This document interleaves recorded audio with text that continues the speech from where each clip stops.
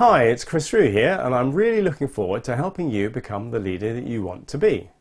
Today, I wanted to talk to you about the being of a resilient leader and replenish you with some current examples and thoughts that can support your thinking as you develop your resilience in these challenging times.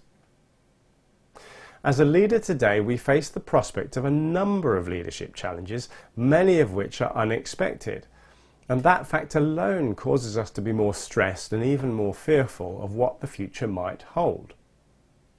For me, I recall a quote by Abraham Lincoln which spoke to me about resilience.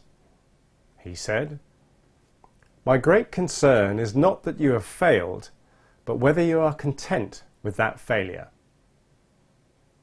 What struck me within this quote was the implicit notion of choice. Notice what happens if we believe and accept that the circumstances that we find ourselves in are outside of our control.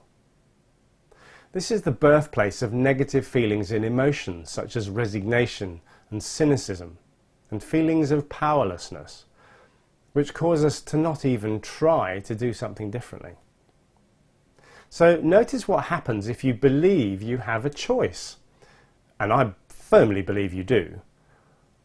And there you have some agency in how you choose to engage with the circumstances around you. In the former situation, you quickly become the victim of circumstance and are tossed and turned at the whim of the prevailing wind. In the latter, you decide to turn and face the wind and walk into the gale to get to the other side.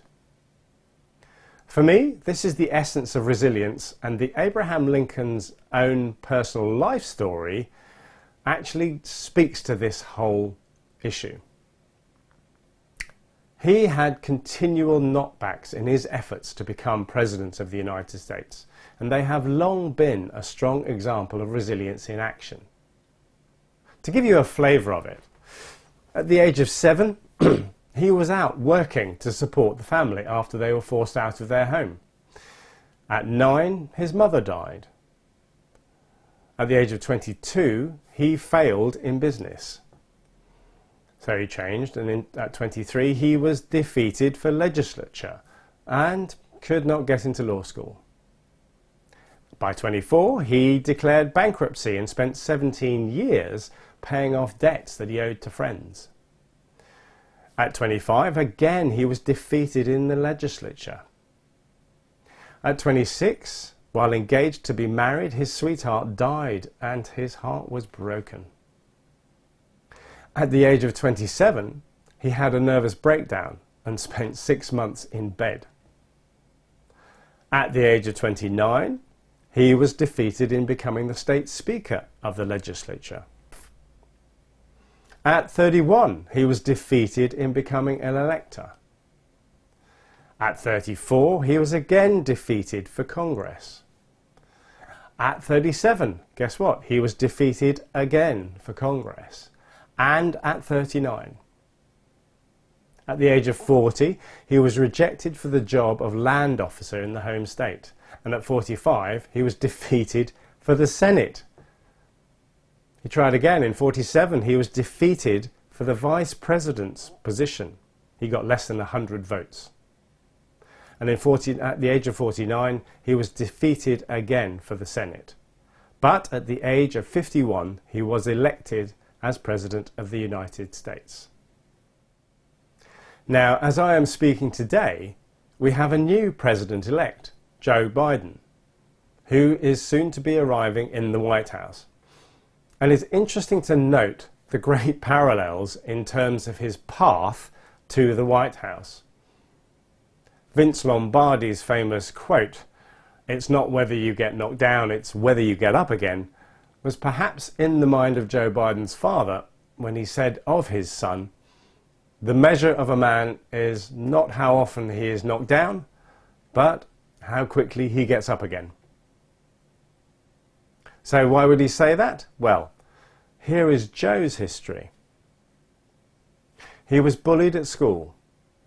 As a child, he struggled with a stutter. He was a mediocre law student, and during his first year he flunked a class for failing to properly cite a reference to a law review article. At 1972, at the age of 29, he did become the 5th youngest US senator elected in the nation's history.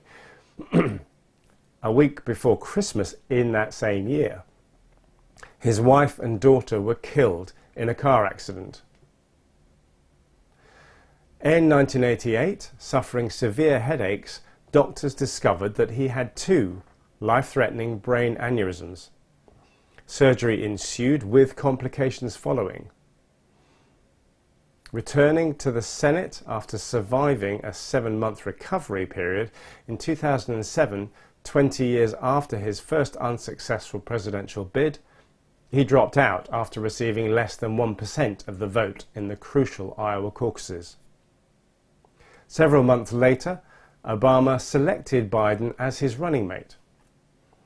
On January the 20th, 2009, Obama was sworn in as the 44th US President and Biden became the 47th Vice President.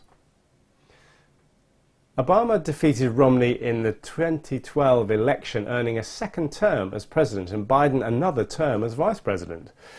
But on the 30th of May 2015, Biden suffered another personal loss when his son, Beau, died at the age of 46 after battling brain cancer. In 2016, stricken by grief, Biden confirmed that he would not be running for president. However, as we know, in 2020 he announces he will run in the forthcoming presidential elections. And on November the 7th, 2020, 4 days after Election Day, Biden was declared as the 46th president-elect after winning Pennsylvania. Along with earning a record 74 million plus votes, the soon-to-be 78-year-old was set to become the oldest president in the nation's history.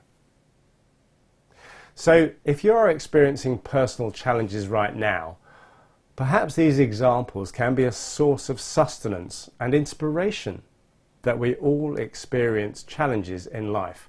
And it is the choices you make in responding to those challenges that differentiate you as a leader, and more particularly, a resilient leader. I will summarise this thinking with a quote which I absolutely love by Karl Barth. And he said, "Though no one can go back and make a brand new start, anyone can start from now and make a brand new ending." I urge you to decide now on how you will create your own brand new ending, starting today. I hope that's been helpful and thought-provoking, and do let me know your reaction to this and what different choices you are going to make as a result of it to create your own brand new ending. I'd love to hear what you think and if you found it helpful. If you would like to learn any more leadership tips and techniques, then of course, please do click the link below to get my free leadership training, which can be found on chrisrue.com, where I'm sharing a few of my tools and techniques that I've picked up over the years. In the meantime, I wish you luck with your leadership challenges, and thank you again for letting me help you become the leader that you want to be. Bye for now.